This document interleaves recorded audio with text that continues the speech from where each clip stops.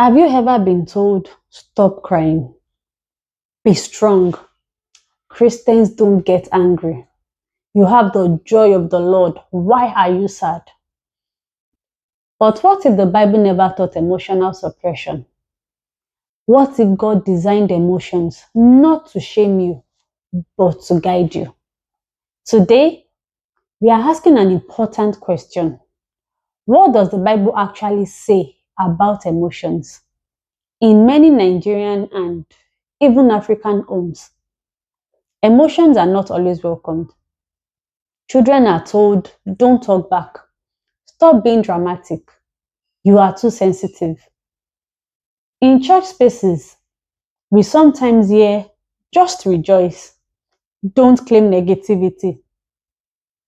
But suppression is not the same as spiritual maturity. And ignoring emotions does not make them disappear. It just drives them underground. The book of Psalms is essentially an emotional journal. We see joy, fear, anger, grief, confusion, despair, hope. Psalm 13 says, how long, Lord? Psalm 6, I am worn out from my groaning. Psalm 42, why, my soul, are you downcast? These are not sinful people. These are worshippers. John 11 verse 35, Jesus wept. He knew that he would raise Lazarus. He still cried. Why? Because grief is not a lack of power. It is a human response to loss. Jesus did not suppress emotion to prove divinity. What about anger? Mark 3 verse 5 says, Jesus looked around at them in anger, deeply distressed at their stubborn hearts. Anger itself is not sin, but uncontrolled anger can become sin. Anger is a signal that something is wrong. Let's simplify emotions. Emotions are signals. They are not commands. They are not sins. They are not identity. They are information. Let's break it down. Fear says something feels unsafe. Sadness says something mattered. Anger says a boundary was crossed. Joy says this is good. Stay here. Emotions are like dashboard lights in your car. If you're driving and the red light flashes on your dashboard, you don't insult the car. You don't pray the light away. You check what it means. The light is not the problem. It's pointing to something. Emotions are dashboard lights. When emotions are repeatedly dismissed, especially in childhood, two things often happen. It's either they intensify or they disconnect.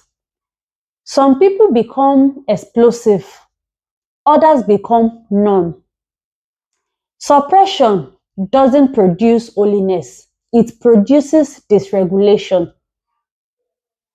If a child is told for years, stop crying, be tough, men don't cry, that child may grow up into an adult who struggles to access sadness but explodes in anger. Why? Because emotions don't disappear, they get redirected. Ephesians 4 verse 26 says, be angry and do not sin. Notice, it does not say do not be angry. It says be angry, but regulate it. Regulation means feel it, understand it, respond wisely, not suppress, not explode, regulate. There's a simple evidence-based principle in psychology. Name it to tame it. When you label an emotion, brain imaging studies show that activity in the amygdala decreases. Let's practice. Instead of saying, I'm just tired of everything. Try saying, I feel overwhelmed and disappointed, instead of I'm fine. Try saying, I feel hot. Naming emotion reduces its intensity. God already knows how you feel. Naming it doesn't scare him. Spiritual maturity is not emotional denial. It is emotional honesty anchored in truth. You can say, I am afraid and still trust God. I am grieving and still have hope. I am angry and still be faithful. Emotions are part of being human. God does not require you to amputate your humanity to follow Him. Emotions are not enemies of faith. They are signals. When understood and regulated, they become tools for growth, not threats to spirituality. What emotion was most discouraged in your home growing up? Was it sadness? Was it anger? Was it fear? And how has that shaped you? Thank you for being part of Whole, Faith, Mind, and Healing.